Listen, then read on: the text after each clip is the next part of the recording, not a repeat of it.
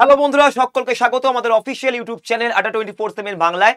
আমি তোমাদের অপূর্বস্থায় নিয়ে এলাম আজকে একটা খুবই সদ্য প্রকাশিত চাকরির খবর নিয়ে বা চাকরির একটা বিশেষ ব্যাপার নিয়ে আলোচনা করতে। আইবিএসিআইও অর্থাৎ ভারতীয় গোয়েন্দা বিভাগ ইন্টেলিজেন্স ব্যুরোতে অ্যাসিস্ট্যান্ট সেন্ট্রাল ইনভেস্টিগেশন অফিসার পদে নিয়োগ করা হচ্ছে। এটা হচ্ছে তোমাদের গ্রেড 2 পদের এবং এখানে তোমাদের রয়েছে এখানে জব লোকেশন কি এবং জব প্রোফাইল কি কি কাজ করতে হবে, আজকে আমরা সেইগুলো নিয়ে আলোচনা করব। তোমাদেরকে আগে বলে দিই, এটার উপর কিন্তু একটা বেশ ভালো ভ্যাকেন্সি 3717 প্রায় 2 বছর পর কিন্তু এসেছে এবং এই পরীক্ষার জন্য বয়স হচ্ছে 18 থেকে 28 অবধি এবং তোমরা এই বয়সের মধ্যে তোমরা পরীক্ষা দিতে পারো এবং যারা গ্র্যাজুয়েশন তারাই একমাত্র এখানে পরীক্ষা দিতে পারবে। এবারে আসছি দায়িত্ব, পোস্টিং এবং কেরিয়ারের পথের একটি সংক্ষিপ্ত বিবরণ। কিরকম কাজের প্রসপেক্টাস, কেমন তোমাদের পোস্টিং হবে, কোথায় পোস্টিং হবে, কাজ কি কি রয়েছে এবং তার সাথে সাথে জবে প্রমোশন কেমন করে হয়, কিভাবে আমরা স্যালারি কিভাবে দিচ্ছি, এখানে সবকিছু নিয়ে আজকে আমরা আলোচনা করে নেব। তো চলো শুরু করা যাক। তো প্রথমত তোমাদেরকে বলে দিই যে আমাদের কিন্তু যে জব প্রোফাইল এবং আইবিএসিআইওর যে জব লোকেশন সেগুলো সবই সংক্ষিপ্তভাবে এখানে লেখা রয়েছে। চলো দেখে নেওয়া যাক আমাদের আর কি কি জানার রয়েছে। তো প্রথমে দেখে নিই, অফিসারদের ভারতের যে কোনো জায়গায় পোস্ট করা যেতে পারে, যেমন হচ্ছে রাজ্যের রাজধানী, জেলা সদর, সীমান্ত এলাকা, প্রত্যন্ত এবং সংবেদনশীল অঞ্চল যেগুলো খুবই সেন্সিটিভ জায়গা সেই জায়গাগুলোতে, এবং মেট্রো শহরেও তোমাদের পোস্টিং হতে পারে। নেক্সট হচ্ছে আমাদের পরবর্তী জায়গাতে প্রাথমিক পোস্টিং কোথায় হয়।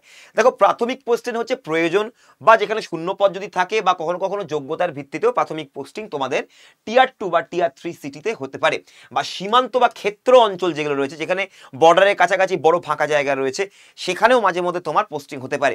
স্যার এখানে কি ট্রান্সফার হয়? ট্রান্সফার হচ্ছে এখানে খুবই বেশি হয়, 2 থেকে 3 বছরের মধ্যে তোমার একবার না দুবার ট্রান্সফার হবে এবং ঘন ঘন স্থানান্তর কিন্তু এখানে আইডিয়াল ব্যাপার, খুবই নর্মাল ব্যাপার। এখানে কাজের পরিবেশ হচ্ছে নজরদারি করা, ফিল্ড ওয়ার্ক, গোয়েন্দাদের প্রতিবেদন অর্থাৎ গোয়েন্দাদেরকে করে রাখা, নিজেদের মানে সম্পর্কে বা সংস্পর্শে থাকা, গোয়েন্দাদেরকে সঠিক তথ্য তাদেরকে প্রদান করা বা সেখান থেকে তথ্য নেওয়া, স্থানীয় এবং রাজ্য পুলিশের সাথে সমন্বয় বা কোঅর্ডিনেশন করে মানে যেগুলো তোমাদের পসিবল বা তোমাদের বলতে পারো যে সম্ভাব্য যে ক্রাইম সেগুলোকে তার সম্ভাবনাগুলোকে নিরাময় করা। এবারে হচ্ছে বাসস্থান, সরকারি আবাসনের ব্যবস্থা করা যেতে পারে। এখানে তুমি সরকারি কোয়ার্টার্স পেতে পারো।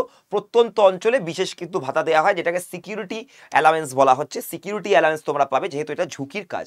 নেক্সট এবার চলে আসছি আমরা, প্রধান শহরগুলি হচ্ছে দিল্লি, মুম্বাই, কলকাতা, চেন্নাই, হায়দ্রাবাদ, ব্যাঙ্গালোর। এগুলো হচ্ছে তোমাদের পপুলার সিটি যেখানে তোমাদের পোস্টিং হতে পারে। সীমান্ত রাজ্যগুলোর মধ্যে রয়েছে পাঞ্জাব, রাজস্থান, গুজরাট, পশ্চিমবঙ্গ, জম্মু ও কাশ্মীর এবং উত্তর পূর্ব যে সমস্ত রাজ্যগুলি আছে অর্থাৎ নর্থ ইস্টে যেগুলো একটু বর্ডারের কাছাকাছি সেইগুলো জায়গায় তোমার পোস্টিং হতে পারে। সংবেদনশীল এলাকার মধ্যে নকশাল অঞ্চল, কোস্টাল অঞ্চলগুলি এবং যেখানে কৌশলগত অর্থাৎ ট্যাকটিক্যাল যে সমস্ত জায়গা রয়েছে বা যেখানে আমাদের রাজ্য বলছি রাষ্ট্রের যে আর্মি এবং অন্যান্য রাষ্ট্রের আর্মি যেগুলো বর্ডারের ওই পারের দেশের যে আর্মি তারা যেখানে কাছাকাছি মোতায়েন হয়ে রয়েছে সেই জায়গাগুলোতে তোমাদের কিন্তু পোস্টিং হতে পারে।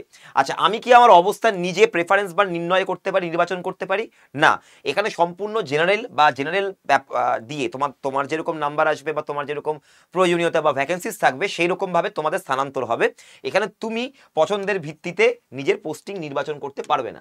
নেক্সট হচ্ছে এইটা রোল, দেখো এটা হচ্ছে একটা গ্রুপ সি পদ যেটা স্বরাষ্ট্র মন্ত্রক অর্থাৎ হোম অ্যাফেয়ার্সের আন্ডারে রয়েছে এবং এটা কিন্তু নন গেজেটেড, নন মিনিস্ট্রিয়াল, ঠিক আছে?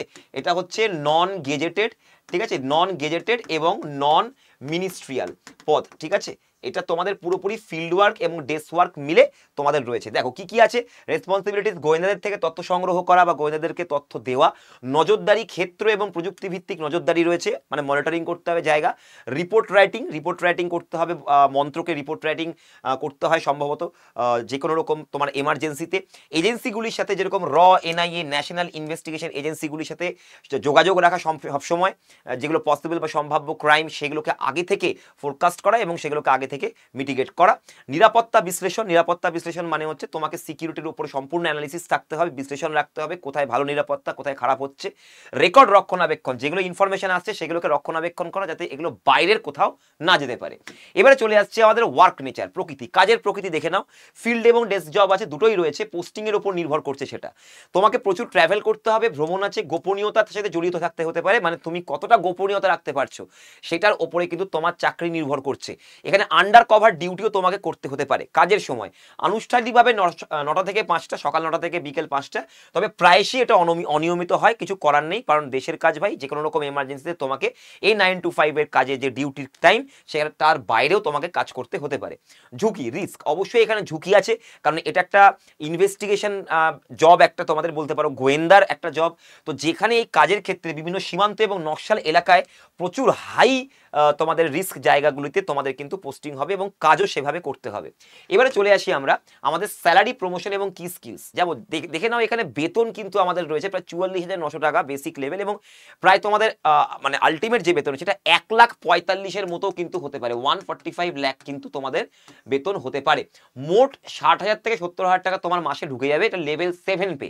এবারে দেখে নি ভাতা। ভাতা হচ্ছে বিশেষ নিরাপত্তা ভাতা পাবে, বাসস্থান পাবে এবং ইন্স্যুরেন্সও পাবে।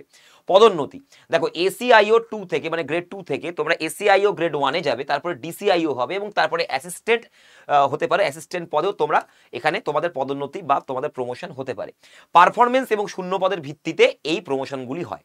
এবং তোমাদের যে মূল দক্ষতাগুলি লাগবে এই কাজগুলি করতে, সেটা হচ্ছে গোপনীয়তা, পর্যবেক্ষণ, স্ট্যামিনা, চাপ সৃষ্টি করা বা চাপকে মেনটেন করা বা ম্যানেজ করা, প্রতিবেদন লেখা, যোগাযোগ রাখা এবং অবশ্যই অ্যানালিসিস করা।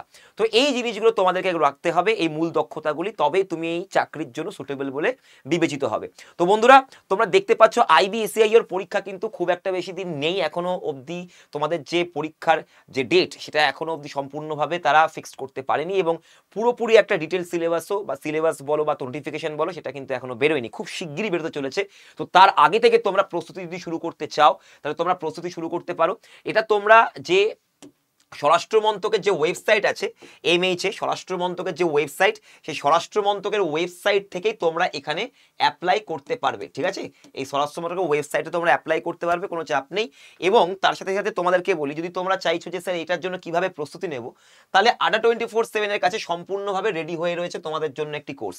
তোমাদেরকে কিছু না, ADA247.com-এ যেতে হবে এবং অল কোর্সে গিয়ে ক্লিক করতে হবে, স্টেট এক্সামে যেতে হবে, ওয়েস্ট বেঙ্গলে যেতে হবে এবং দেখে নাও আইবিএসিআইওর তোমাদের ব্যাচ কিন্তু চলে এসছে। এই ব্যাচটার মধ্যে প্রিলিমস এবং মেন্স, যেটা তোমাদের একটা এমসিকিউ পরীক্ষা এবং ডেসক্রিপটিভ পরীক্ষা, দুটোর জন্যই তোমাদের এখানে পড়ানো হচ্ছে।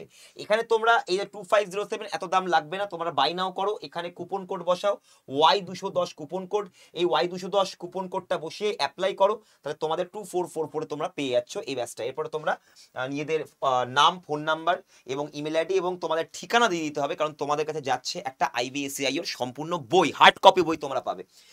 তারপরে ঠিকানা দিয়ে তোমরা পে নাও করে দেবে। পে নাও করলে তোমরা এখান থেকে আইপি কিউআর কোড বা জিপে যে কোনো কিছু দিয়ে পে করে দিতে পারো, ঠিক আছে? তো যাই হোক, এখান থেকে আমি এক্সিট করে গেলাম, কারণ আমি তো এখন নেবো না। তো যাই হোক, তো এখানে আমরা চলে যাচ্ছি আমাদের পরবর্তী জায়গাতে। এবার দেখে নাও ব্যাচের মধ্যে কি কি পাচ্ছ তোমরা। দেখো, এই ব্যাচটাতে তোমরা 22খানা ইবুক পাচ্ছ, 46খানা ভিডিওস, 274খানা অনলাইন লাইভ ক্লাস। এখানে তোমরা একটা বই পাবে, আইবির বই, এবং সেটা তোমরা ইংরেজি ভাষাতেই পাবে, কারণ তোমাদেরকে ইংরেজি ভাষায় পরীক্ষা দিতে হবে। এখানে দেখে নাও তোমাদের পুরোপুরি স্টাডি প্ল্যান দিয়ে দেওয়া রয়েছে। তো চটপট করে অ্যাডমিশন নিতে চাইলে এই নাম্বারে এক্ষুনি তোমরা কল করে নিয়ে অ্যাডমিশন নিয়ে নিতে পারো।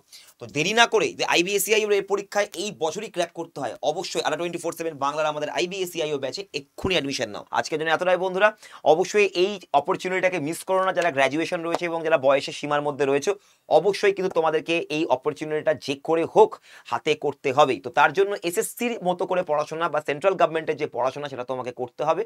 আমি অবশ্যই তোমাদের এই আইবিএসিআইও পরীক্ষার যে প্রিভিয়াস ইয়ার কোয়েশ্চেন্স এবং এর যে ফুল সিলেবাস সেই নিয়ে সম্পূর্ণ ডিটেল ভিডিও ADA247 বাংলা চ্যানেলে অবশ্যই আনবো। তার জন্য তোমাকে চ্যানেলটাকে এক্ষুনি সাবস্ক্রাইব করে ফেলতে হবে। এবং তোমরা যদি চাইছো যে আমাদের এই বছরই স্যার আইবির এই পরীক্ষাটাতে আমরা ক্র্যাক করতে চাই, তাহলে দেরি না করে এক্ষুনি অ্যাডমিশন নিয়ে নাও, অ্যাডমিশন হেল্পলাইনে কল করে নিয়ে। All the best for your exam. বাড়িতেও পড়াশোনা করতে পারো, তবে মক টেস্ট অনেক দিতে হবে। All the best. এবং আমি প্রিভিয়াস ইয়ার কোয়েশ্চেন এবং সিলেবাস নিয়ে অবশ্যই শো আনছি, দেখতে থাকো ADA247 বাংলা, এবং তার সাথে সাথে সাবস্ক্রাইব করে রাখো চ্যানেলটা, এই নিয়ে আরও অনেক রকম ইনফরমেশন এবং ক্লাস ফ্রিতে পেতে। All the best for